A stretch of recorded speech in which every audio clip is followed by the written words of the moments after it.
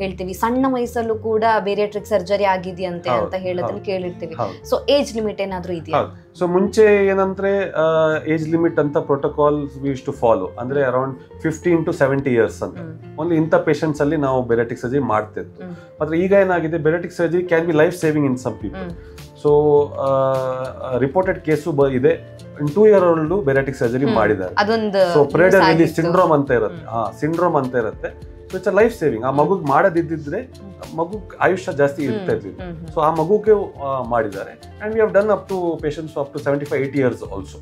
So ಆ ತರ patients ನಾವು ಅಸೆಸ್ ಮಾಡ್ಬೇಕು. Each patient is different. ಯಾವ ಪೇಷಂಟ್ ಅವ್ರದ್ದು ಗೋಲ್ಸ್ ಏನು, ಅವ್ರ ಮೋಟಿವೇಶನ್ ಏನು, ಅವ್ರ ಲೈಫ್ ಸ್ಟೈಲ್ ಅದೆಲ್ಲ ನೋಡಿ ನಾವು ಡಿಸೈಡ್ ಮಾಡ್ತೇವೆ. ಎಲ್ಲ ಏಜ್ ಗ್ರೂಪ್ಗೆ ಮಾಡಬಹುದು, ಎಲ್ಲ ಏಜ್ ಗ್ರೂಪ್ಗೂ ಮಾಡಬಹುದು. ಇಂಥ ಏಜ್ ಗ್ರೂಪ್ ಅವ್ರಿಗೆ ಮಾಡಬಾರ್ದು ಆ ತರ ಏನು ಇರೋದಿಲ್ಲ. ಅದು ಆಬ್ವಿಯಸ್ಲಿ ಯಂಗರ್ ಪೇಷಂಟ್ಸ್ ಅಲ್ಲಿ ನಾವು ಕೇರ್ಫುಲ್ ಆಗಿ ಅಸೆಸ್ಮೆಂಟ್ ಮಾಡಿ ಅವ್ರದ್ದು ಗ್ರೋತ್ ಹಾಲ್ಟ್ ಮಾಡಬಾರ್ದು ಅಂತ. ಸೊ ಕೇರ್ಫುಲ್ ಆಗಿ ಬೇಕಾದವರಿಗೆ ಮಾತ್ರ ಮಾಡಬೇಕು. Less than 15-16 years. Over that we can between 15 to 70 years safely we can do it in most people. Okay doctor, ಈಗ ಒಂದು ಪರ್ಸನ್ಗೆ ನೀವು ಸರ್ಜರಿ ಮಾಡಬೇಕು ಅಂತ ಡಿಸೈಡ್ ಮಾಡ್ತೀರಾ, ಓಕೆ ಆಗಿರುತ್ತೆ ಎಲ್ಲಾನು. ಸೊ ಆ ಸರ್ಜರಿಗಿಂತ ಮುಂಚೆ ಅವ್ರೇನಾದ್ರೂ ಪ್ರಿಪರೇಷನ್ ಮಾಡ್ಕೋಬೇಕಾಗತ್ತಾ?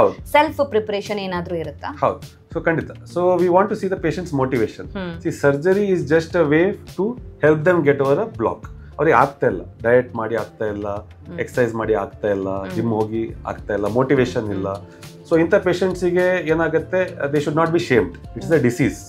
ತುಂಬಾ ಜನ ಫ್ಯಾಟ್ ಶೇಮಿಂಗ್ ಅಂತ ಮಾಡ್ತಾರೆ. Should not be done. Body shaming ಮಾಡ್ತಾರೆ.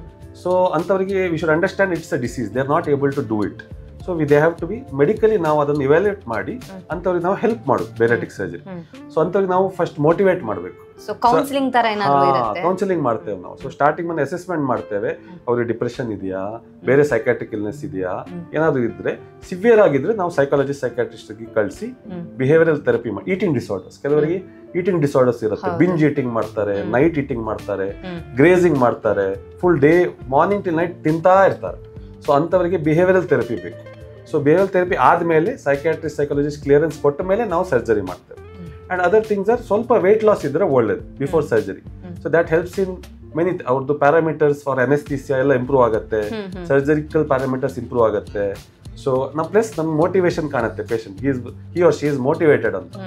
ಆಫ್ಟರ್ ಸರ್ಜರಿ ಸಾಧ್ಯ ಅನ್ನೋದು ಒಂದು ಅವರಿಗೆ ತಲೆಗೆ ಬರುತ್ತೆ. ಜಸ್ಟ್ ಫ್ಯೂ kgs ನಮಗೆ ಸಾಕು before surgery.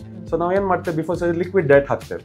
1 to 2 weeks liquid diet hockey, liquid diet plus exercise ಮಾಡಿ ಅಂತ ಹೇಳ್ತೇವೆ. ಅದ್ರಲ್ಲಿ ಸ್ವಲ್ಪ 2-3 kgs ಮಿನಿಮಮ್ ಆಗಿ ವೇಟ್ ಲಾಸ್ ಆದ್ರೆ ಒಳ್ಳೇದು.